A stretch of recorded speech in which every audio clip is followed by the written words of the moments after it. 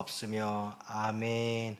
오늘 설교 제목 자기 힘을 낼 수 없으며 자기 힘을 낼 수 없으며 라는 제목으로 말씀 증거하겠습니다. 아모스 선지자는 남유다에서 꽤 부유하게 목축업을 하던 평신도로 이렇게 추정됩니다. 주님은 이 평신도를 선지자로 세워 남유다가 아닌 북이스라엘로 파송하였습니다. 평범한 성도의 삶에서 공적인 삶으로 살게 되었습니다. 남쪽의 사람이었지만 북쪽으로 파송받아 갔습니다.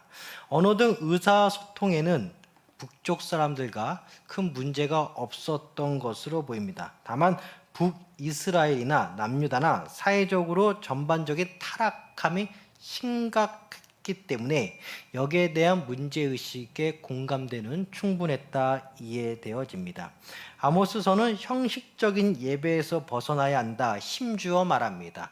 일상에서의 승리가 예배 자리에서의 승리로 이어져야 한다. 교회 밖과 교회 안의 삶이 일치되어야 한다는 점을 힘주어 말하는 선지자 중에 아모스가 대표적이라 이해되어집니다. 그렇다면 형식적인 예배의 삶에서 벗어나기 위하여 어떻게 해야 하나? 꾸준한 성화 가정을 이루라 말하고 있습니다. 일상에서 정의와 공의를 실천하라 주문합니다. 이러한 일상의 정의와 공의를 실천하는 가운데 공적인 예배에 참석함으로써 이 삶에서 교회 밖과 안의 삶이 일치가 되도록 승리할 수 있도록 계속 힘주어 말하고 있는데, 아모스의 중심 핵심 단어는 다 아시는 것처럼 공의와 정의입니다. 더 정확히 말하면 일상에서의 공의와 정의입니다. 오늘 본문은 우선 이스라엘에 대한 심판 경고 말씀입니다. 반드시 심판이 임한다입니다. 너희들의 삶을 보니 심판이 반드시 임할 것이라 말하고 있습니다.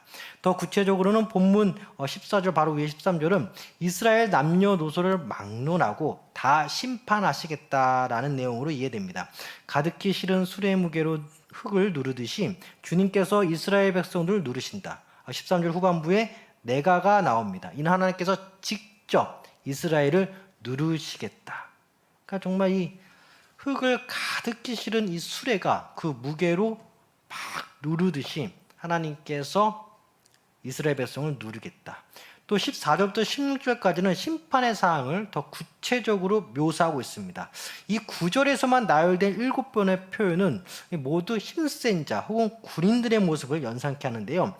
빨리 다름박질할 수 있는 자, 또 강한 자, 용사, 활을 가진 자, 발이 빠른 자, 말 타는 자, 마음이 굳센 자라고 이렇게 7번에 걸쳐 묘사된 이 표현문으로 봐서는 군인들이나 힘센 자를 분명히 연상케 합니다.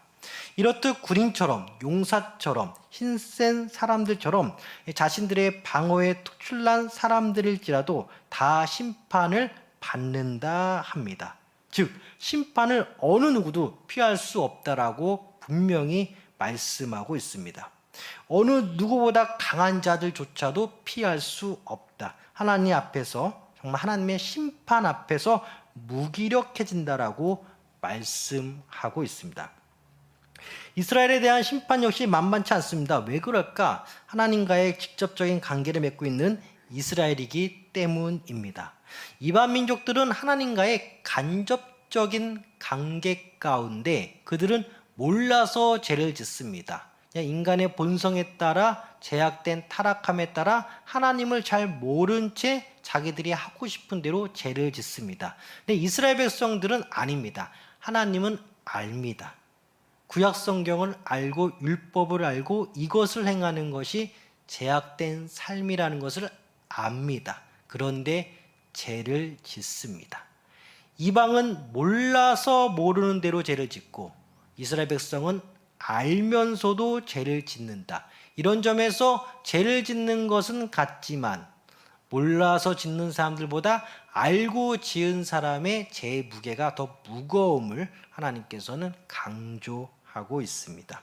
이방 민족들은 타인을 향해 죄를 서슴없이 행했기에 심판을 당합니다. 그러나 이스라엘 백성들은 자신들 스스로 자신들끼리 죄를 지었기에 합당하게 심판을 받습니다. 주님께서 보고 계십니다. 이스라엘은 그런데 멈추지 않습니다. 이들을 향한 심판 당연합니다.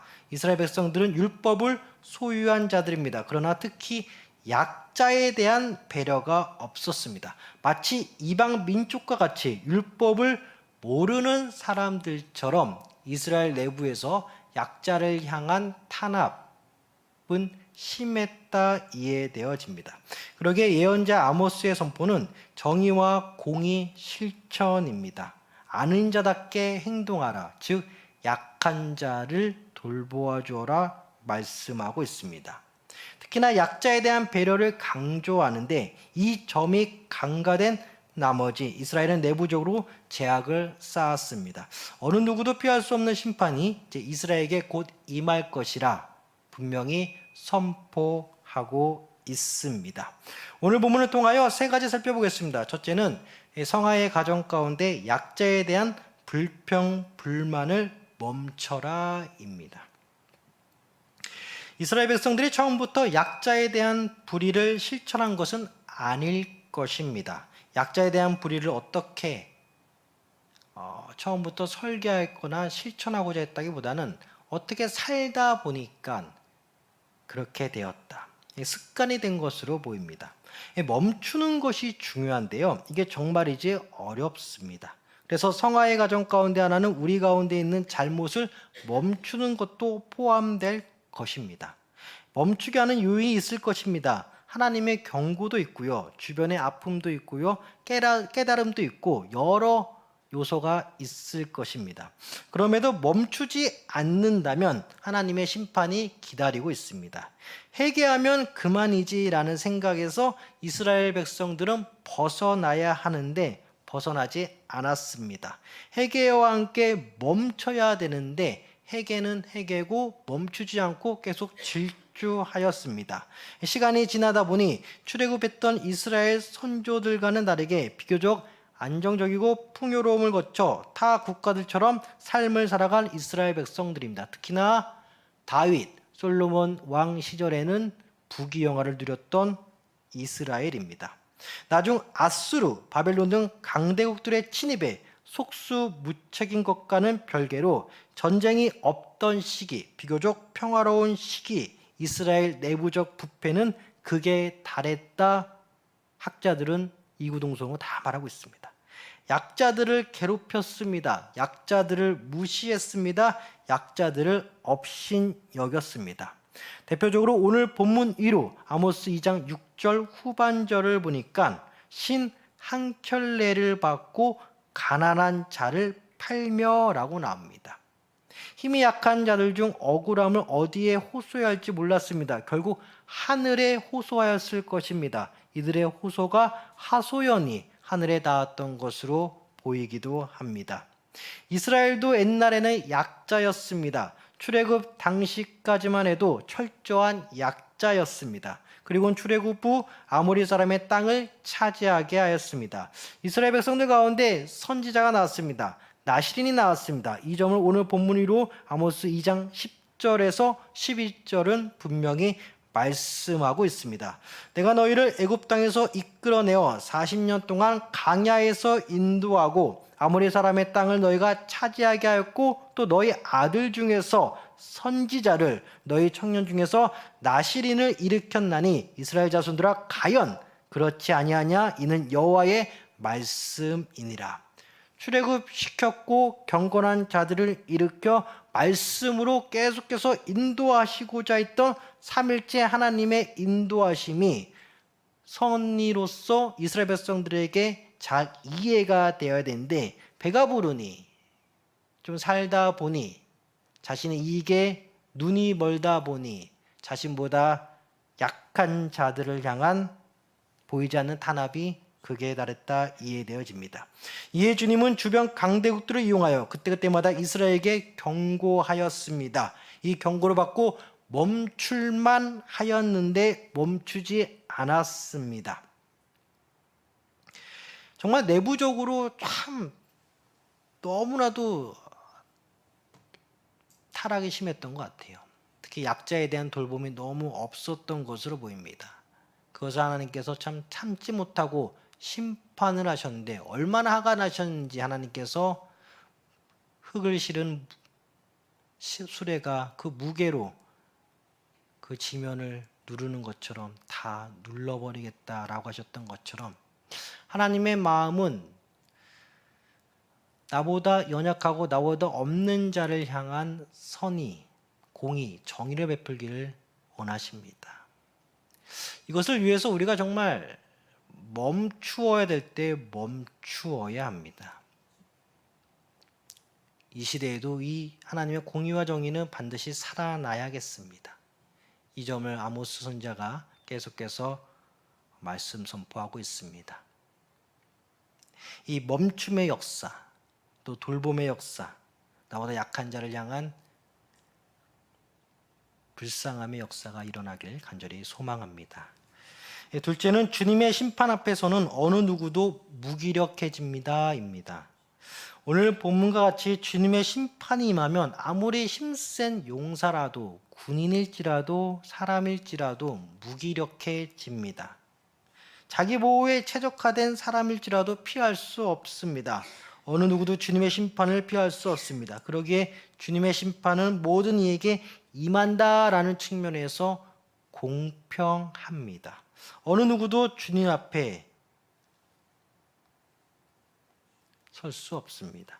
그럼 어떻게 해야 될까? 주님의 공의로움, 즉 주님에 대한 무서움을 가지고 우리는 삶을 살아야 합니다. 내가 가진 힘들이 주님의 심판 앞에선, 섭리 앞에선 무기력해질 수밖에 없겠구나. 그러게 새 힘을 공급해 주시기도 하면서 내가 가진 것들을 한순간에 무기력하게도 하실 수 있는 하나님을 경외해야 할 것입니다. 이는 하나님을 아는 자만이 깨달을 수 있는 내용입니다. 하나님을 모르는 자들은 모르기에 죄를 짓습니다. 하지만 우리는 알기에 죄를 짓지 않습니다. 사랑의 하나님 맞습니다. 동시에 심판의 하나님이심을 잊지 말아야 합니다. 무엇을 하고 안 하고 중요합니다. 근데 확실한 것은 여호와를 경외하는 데 있어서 사랑의 하나님과 공의 하나님을 동시에 무섭게 받아들이는 신앙 자세가 정말 중요하다 이해됩니다.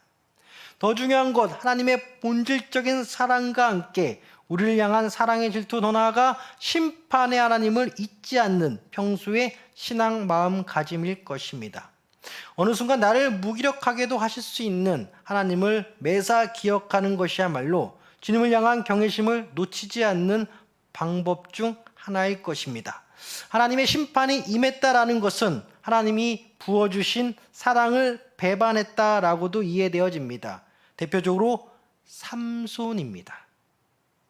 삼손은 구원받은 자입니다. 나실인입니다. 성령의 은혜를 입은 자입니다. 그러나 실질적으로는 부끄러운 구원을 받았다 해도 부족함이 없는 사람일 것입니다. 그의 인생 최후는 무기력했습니다. 옥에 갇혔습니다. 때때로 일종의 서커스 단원으로 강제적으로 동원되기도 했습니다. 인생 막판 타인에게 잡힌 삶이었습니다. 자신의 지금의 부끄러움을 타파하고자 다시 한번 주님에게 간구하여 자신의 삶을 이방인들과 함께 마감한 자 삼손입니다. 여기서 중요한 것은 은혜 받은 삼손이 자신의 삶을 버리면서까지 막판에 자신의 삶에서 벗어나고자 하였다입니다. 얼마나 고통스러웠으면, 그러나 그 고통에 이르기까지 은혜를 망각한 삼손의 삶을 다시 한번 더듬어 살펴봐야겠습니다. 옥에 갇혀 타인들 앞에서 재주를 부리며 하나님의 때를 기다리며 역전의 기회를 잡고자 할 수도 있었을 텐데 삼손은 얼마나 고통스러웠던지, 앞이 안 보여서 그랬던 건지 마지막 이방 민족과 함께 마지막을 주님께 소원했던 자입니다. 삼손의 마지막은 무기력했습니다. 이 무기력해짐은 분명히 타인에 의하여 된 것입니다. 삼손 자신의 의사와 반합니다. 삼손이 앞을 못 보게 되는 그 순간 과연 주님은 어디 계셨을까라는 질문도 하게 되어집니다. 삼손은 자신의 힘을 엉뚱한 데 쓴 나머지 타인들에 의하여 무기력함을 받았는데 이때 주님의 도움이 미치지 못하였습니다. 마치 오늘 본문과 같이 아무리 힘이 센 자들이라 하더라도 돌이키지 않는 삶을 향한 심판 때 주님은 매섭게 다가오시기도 하고 냉정하게 우리를 멀리서 바라보기도 하십니다. 대표적으로 삼손입니다. 무기력해지면 내일을 생각하기보다는 오늘을 탈피하고자 하는 것이 보통의 생각일 것입니다. 이 삼손처럼 말이죠. 그래서 무기력해지기 전에 날마다 주님께 받은 생인과 능력 그리고 은혜를 선한 데 사용해야 합니다. 만약에 엉뚱한 데 쓰게 된다면 결국 내가 무기력해지고 결국 허무함만이 감도는 인생이 될 수도 있을 것입니다. 삼손의 삶을 하나하나 차근차근 뜯어보면 그 삶이 분명히 은혜 받은 것은 분명하고 구원받은 것도 분명한데 은혜 받은 만큼 선한데 그 은혜의 힘을 쓰지 못하였고 구원받은 만큼 인생의 마지막이 부끄러운 구원으로 인도하는 자신의 무기력함으로 떨어졌습니다. 사랑하는 성도 여러분, 우리는 무기력해져서는 안 될 것입니다. 하나님을 든든히 붙잡아야 될 것입니다. 내가 받은 은혜, 구원의 은혜, 선한 데 매일같이 사용해야 될 것입니다. 그렇지 않으면 주님이 주시는 무기력함이 우리에게 정말 도적같이 다가올 것입니다. 주님의 심판으로 무기력해지기 전에 내가 받은 모든 은혜를 선하게 사용하시길 간절히 소망합니다. 셋째는 실천케 하고자 하는 택함받은 우리입니다. 창세기 18장 19절을 보면 내가 그로 그 자식과 건속에게 명하여 여호와의 도를 지켜 공의와 정의를 행하게 하려고 그를 택하였나니 이는 나 여호와가 아브라함에 대하여 말한 일을 이루려 함이나 나옵니다. 우리는 주님의 사랑과 은혜로 택함 받았습니다. 택함 받았으니 구원 받았으니 다 끝이다 했는데 창세기 18장 19절을 보면 내가 택한 이유가 있는데 택하였으니 그로 하여금 여호와의 도를 지켜 공의와 정의를 행하게 하려고 한다. 택한 은혜와 함께 이 땅에서 하나님의 말씀에 따라 살기를 원하는 주님의 마음을 볼 수 있습니다. 택함 받았습니다. 끝나는 것이 아니라 택함 받았기에 주의 말씀을 따라야 합니다. 즉 택함 받은 우리에게 주님은 요구하십니다. 너희는 내가 택했으니 여호와의 도를 지켜 공의와 정의를 행해야 한다라고 말이죠. 창세기 18장 19절 아브라함 자녀손에게 복을 준다 하면서 말씀하고 있습니다. 정의와 공의를 행해서 택함 받은 것이 아닙니다. 다시 한번 강조하지만 우리가 정의롭고 공의로운 행동이 하나하나 모이고 쌓여서 우리가 구원받은 것이 절대 아닙니다. 우리는 절대 공의로운 행동을, 정의로운 행동을 어떤 한 가지도 할 수 없는 제약된 사람들입니다. 그런데 우리를 창세전부터 택하여 주셔서 너로 하여금 이 땅의 삶을 사는 가운데 내 도와 내 정의와 공의를 실천케 하고자 한다. 내가 너를 처음부터 택하였고 택하였으니 너는 나의 뜻에 나의 말씀에 따라 살아야 한다라고 분명히 창세기부터 말씀하고 있습니다. 이런 점에서 선민의식이 가득한 이스라엘 백성들은 자신들이 주님께 선택받은 자들이라는 자부심은 강했는데 이 자부심에 합당한 의무를 실천하지 않았습니다. 정의와 공의를 실천하지 않았습니다. 말로는 믿음의 아브라함의 후손들이라 열심히 떠들었던 이스라엘 백성들이지만 그 떠듬은 떠들었고 그 떠듬에 합당한 삶을 살지 않았습니다.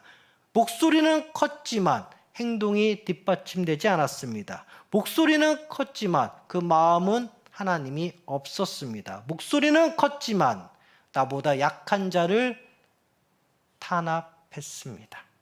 하나님의 택함은 정의와 공의를 행할 수 없는 우리를 정의와 공의를 행할 수 있도록 하시기 위하여 능력과 은혜를 주신 것을 의미합니다. 그러기에 택함 받은 것을 확인하는 순간, 내가 구원받았다라는 은혜를 확인하는 순간, 그때부터 우리는 하나님의 말씀에 더 집중해야 됩니다. 할 수 없지만 하게끔 하시는 주님의 은혜로서 택함 받은 우리는 삶을 살아야 합니다. 그런데 이러한 은혜를 이스라엘 백성은 껍데기 자부심만 소유한 채 뻥 차버렸습니다. 오늘 본문 위로 아모스 2장 12절을 보면 이스라엘 백성들은 말씀과 정반대로 행동하였습니다. 같은 이스라엘 백성에게도 이렇게 말씀과 반대되는 삶과 함께 말씀 선포를 하지 말 것을 요구하였습니다. 아모스 2장 12절, 그러나 너희가 나실 사람으로 포도주를 마시게 하며 또 선지자에게 명령하여 예언하지 말라 하였느니라. 포도주를 가까이에서 안 되는, 포도주를 절대 마셔서는 안 되는 나실인에게 포도주를 권한 이스라엘 민족입니다. 또 선지자에게 명령하였습니다. 마치 내가 하나님 것처럼 너 선지자여 예언하지 말라. 하나님의 말씀을 우리의 귀에 들리지 않게 하라. 그렇게 말씀을 막았고 나실인에게 술을 권하였던 이스라엘 백성들입니다. 이들의 자부심은 컸습니다. 우리는 선민, 하나님께 선택받은 자들이다. 그러나 그들의 말과 행동은 이방 민족보다 더했습니다. 공의와 정의를 실천할 수 있는 말씀과 능력, 말씀의 은혜를 발로 차버린 이스라엘 백성들입니다. 은혜를 버렸습니다. 주님이 주신 능력을 차버렸습니다. 자부심만 있습니다. 선민 의식만 강합니다. 이스라엘 백성들은 선민 의식만 소유하고 말씀을 버렸습니다. 말씀을 듣기는 들어도 실천할 생각이 없습니다. 말씀을 버렸다는 증거입니다. 말씀을 소유할 수 있는 예배는 드렸지만 말씀을 끝내 소유하지 않았습니다. 주님은 명하십니다. 말씀을 소유하고 지켜라 명하십니다. 이를 쉽게 뜻풀이해 준 말씀이 나 하나님을 사랑하고 내 이웃을 사랑하라입니다. 그런데 이스라엘 백성들은 하나님을 싫어하고 내 이웃을 탄압하였습니다. 사실상 택함받은 우리는 하나님을 사랑하고 이웃을 사랑할 수 있게끔 주님께서 우리를 지금도 인도하십니다. 여기에 순종하는 것이 맞습니다. 조금 전 잠깐 언급했던 아모스 2장 10절 후반절, 땅에 차지하라. 땅에 차지하는 은혜에서 여호수아 13장을 보면 더 정복해야 할 지역을 남겨두었음을 알 수 있습니다. 여호수아 13장 1절을 보면 여호수아가 나이가 많아 늙음에 여호와께서 그에게 이르시되 너는 나이가 많아 늙었고 얻을 땅이 매우 많이 남아있도다. 여호수아는 많이 늙었습니다. 그러나 이스라엘 백성들은 계속해서 땅을 차지해야 합니다. 하나님을 사랑하고 이웃을 사랑하라. 이 말씀은 우리가 계속해서 실천해야 될 것입니다.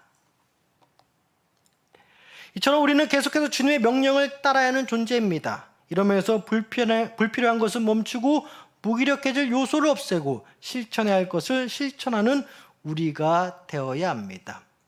여호수아서 잠깐 봤지만 이 땅을 여호수아를 통하여 다 차지하게 하신 것이 아니라 여호수아는 늙었고 남은 땅이 많기 때문에 이스라엘 백성들은 계속해서 땅을 정복해 나가야만 했습니다. 우리의 삶이 이런 모습입니다. 은혜를 받은 것, 구원을 받은 건 확실합니다. 그래서 거기서 끝나는 것이 아니라 우리가 더 실천할 것이, 이제부터 본격적으로 실천할 것이 남았다라는 것입니다.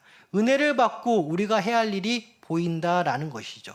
은혜를 받았고 구원받았으니 이제 끝이다라는 것이 아니라 은혜를 받았고 구원을 받았으니 이제 구원받은 자답게 은혜 받은 자답게 하나님께서 남겨두신 그것을 해야 된다라는 것입니다.